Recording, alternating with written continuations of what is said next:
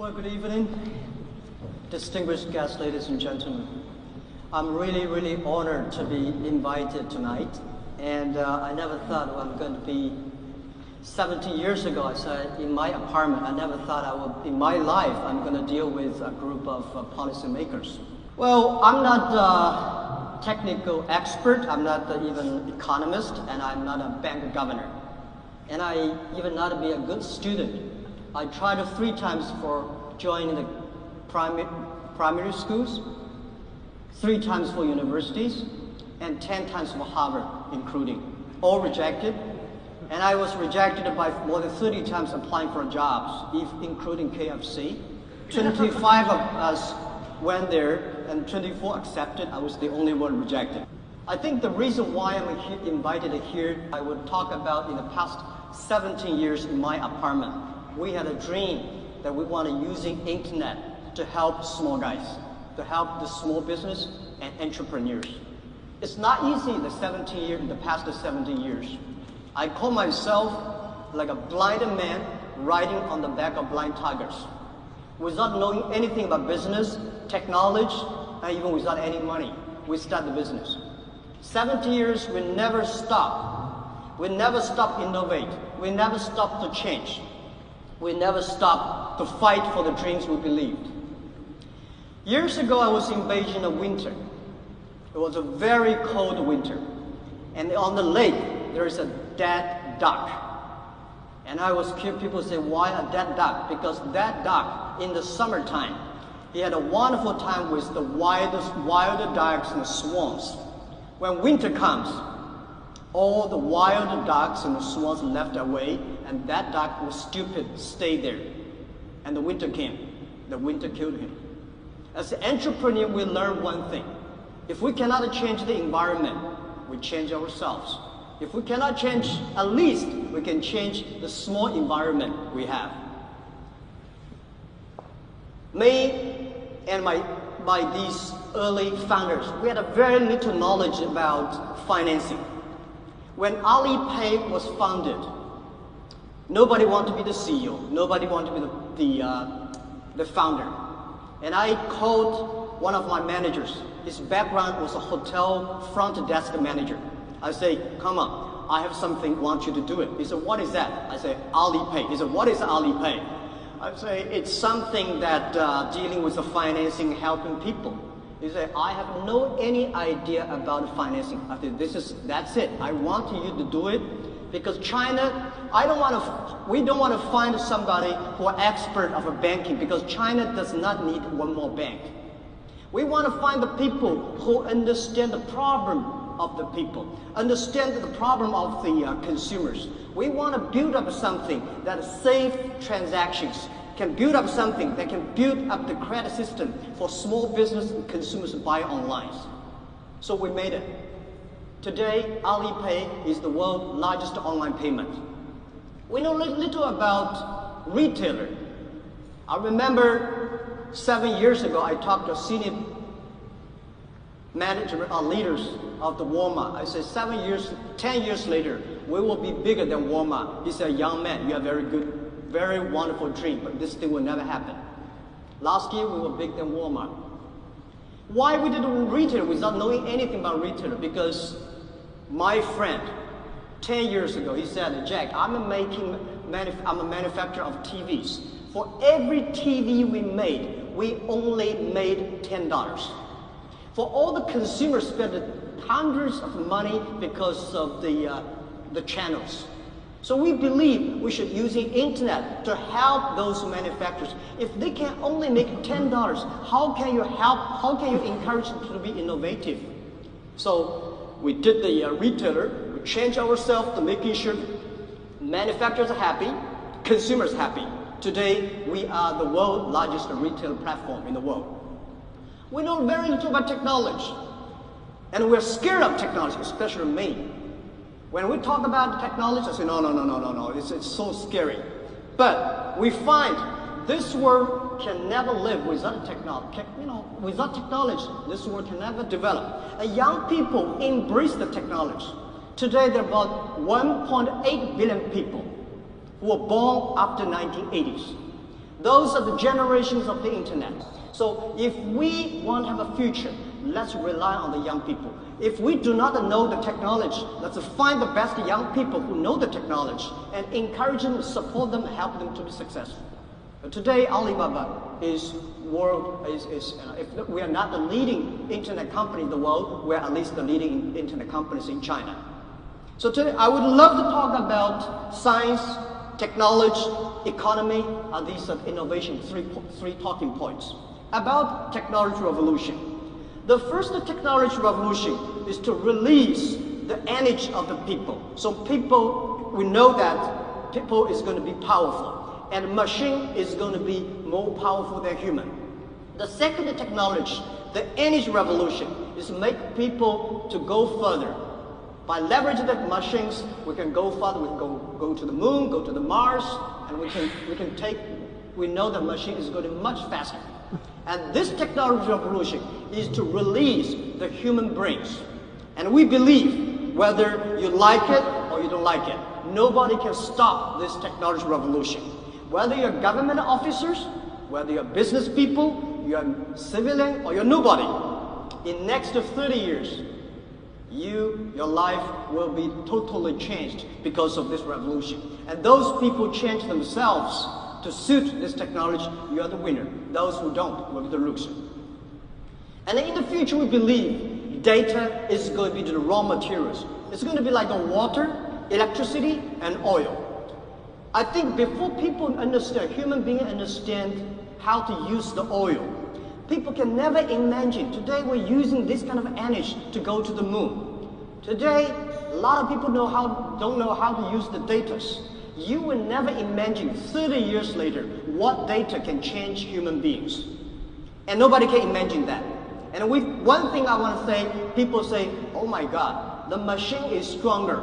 Machine is faster. And I tell you what, machine is going to be much smarter than the human beings. Machine never sleep, never get tired, never forget things. They calculate it earlier than you are. You like it, don't like it. They will be smarter than you are. In the past 20 years, we make people like machines. In next 20 years, we will make machine like people, because machine in the next 20 years, they're not going to drink electricity. They are going to eat and drink data. But whatever machine happens, human being will always be the master of the machines, of the robots. So we believe machine is going to help the society. Machine is going to improve the society. But on the other hand, people say, wow, technology is killing jobs. We believe technology is going to create more jobs. Right? People say, well, technology is destroying the job opportunities. But see one thing, technology, actually every technology revolution, we created more jobs than we thought. In 1870s, more than 50% of the jobs in America were farmers. Now, 100 years past, there are only less than 2% of the jobs are farmers. How can people tell 100 years ago that when the technology comes, it's going to create more jobs like today? And China is the same. People say, well, e-commerce destroyed a lot of jobs. No, not necessarily. 10, 20 years ago, China had a huge industry called real estate development. There are hundreds of thousands of people working in the construction field. Today, there's no real estate market there. Where do these people go? They go to the express delivery. They go to logistics. So 10 years ago in China, there is no such called industry called express delivery. Now we got 4 million people working on that. We believe next 10 years, we're going to create at least 10 million jobs on delivery in 10 years. And also we find that if the online, offline combine better, that it can create even more jobs. We noticed that in the past months with our data shows that those like a text, those like a eating, having fun, using mobile payment and data to support their business. Every month there's 6% growth. So I'm not the economist, because most of economists, by getting the information of yesterday and understand today, the business people try to see the vision, the tomorrow, and then understand it today.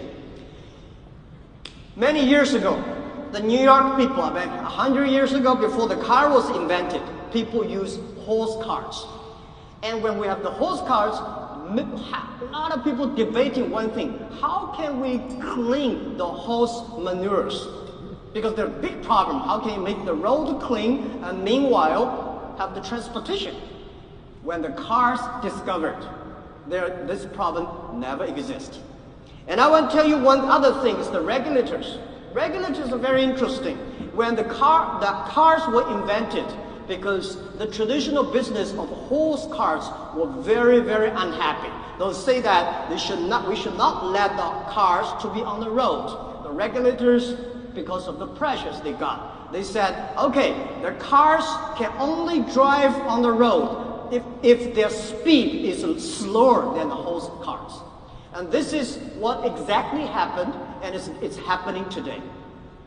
So we believe that if you cannot solve the problem today, if you cannot see the situation today, let's see tomorrow. About the economy, people say, well, today, world economy has a big problem. Tell me any day that the world economy has no problems.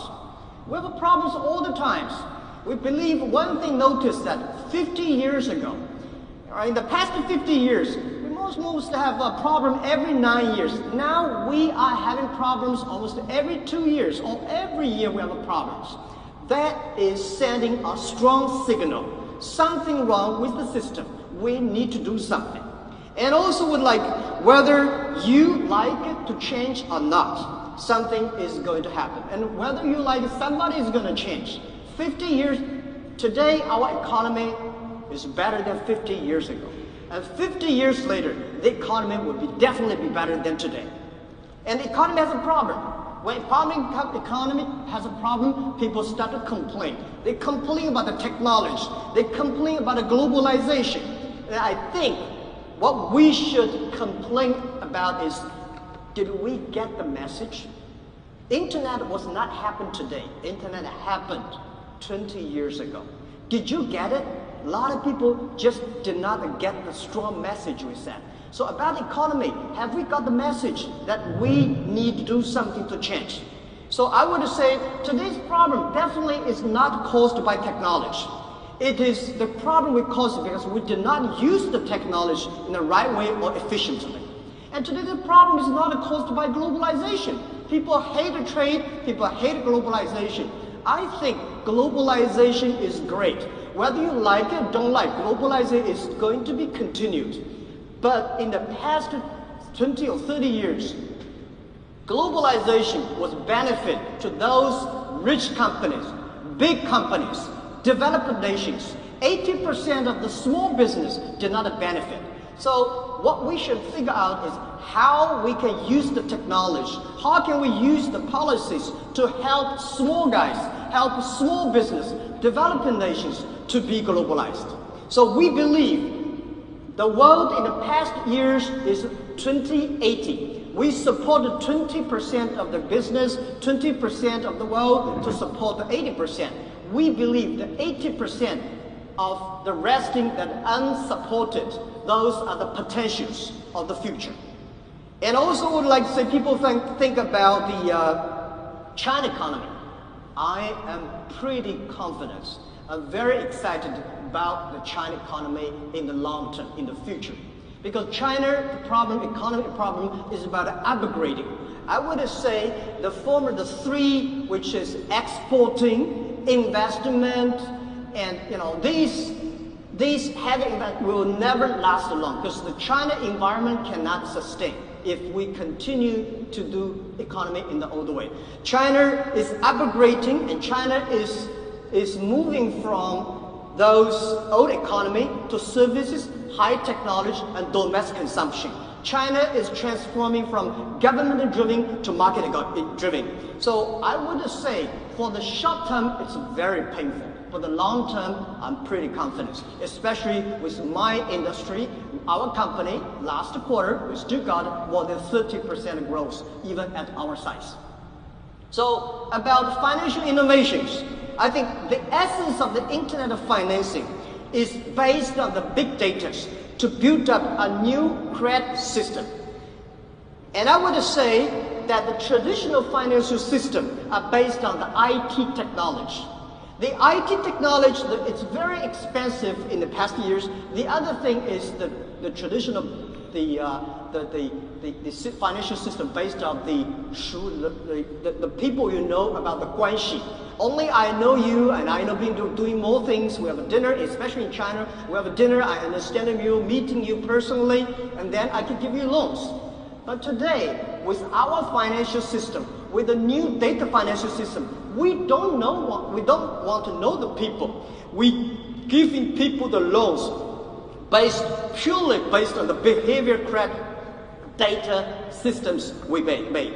And the new internet of financial system is not trying to change or turn over the old traditional financial system. It is the complementary, the traditional financial system. It's the system that we want to help 80% of the business, of the consumers, of the small business. That's never be benefit.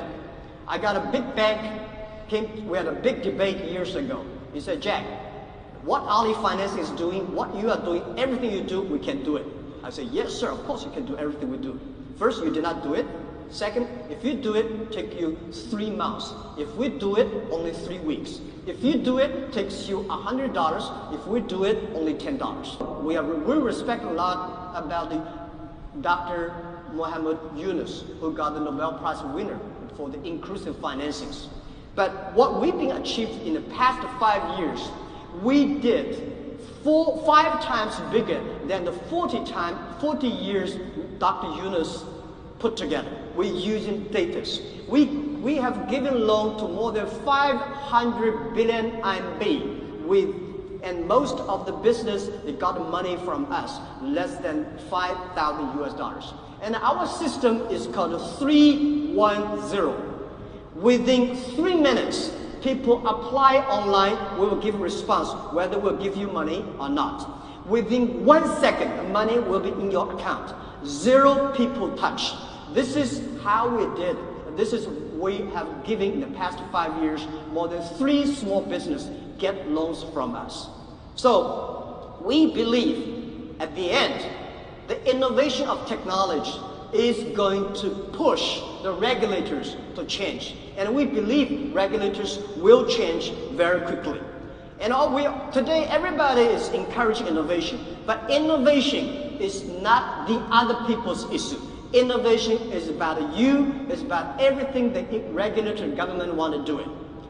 I went to the World Basketball Association, went to the museum. It was a very interesting story. You know, the first basketball, it was really a basket on the top. The guy who invented the ball, threw into the ball, and then somebody will rush there, use a ladder to take the ball out, and then continue to play. It took 18 years. Somebody said, shall we cut the bottom down and the basket inside? 18 years. That thing changed. There's no people to use the ladders. And then because of that change, a lot of things changed. The referee changed. The rules changed. There's been no person to use the ladders. And that really made today the basketball is really entertaining and more people would love to do it. And I'm here not as trained as the expert of technology. I know nothing about computers. The only thing I know about computers and send and receive the emails and browse. But I would not say I know about internet. People say, wow, you are the expert of internet and e-commerce. I would say today there's no expert of internet. There's no expert of e-commerce. What we are doing today, the e-commerce, 10 years later will be totally different. And nobody could imagine today for Alibaba what the GMV we achieved, the sales we achieved is close to $500 billion last year. That is ranking number 6 province GDP of China. And in 3 years, our GMV is going to be bigger than the number 20 state of the world. What we believe that in the future, there will be a virtual economy that is going to be the 5th largest economy of the world. If If that is Alibaba, it's going to be somebody. That new economy is going to enable every small business, enable every individual. If you have a mobile phone, you can buy and sell anywhere. If you have a car, you can build Uber. If you have a ceiling, you can sell your solar electricity to everywhere in the world. If you have small land, you plant the potatoes. Normally, you can only sell in a small town in your towns. Today, using the internet technology, you can sell everywhere in the world. So this is what we believe. And we believe it's not the technology that changed the world. It's the dreams behind the technology that changed the world. It's the dream, it's the spirit of innovation. It's the spirit of the change. Whether you like it or not, change is there. And we believe 10 years later or 50 years later, there will be more successful business. There will be more successful business people. There will be more smart regulators than today. And this is what we believe. Thank you very, very much.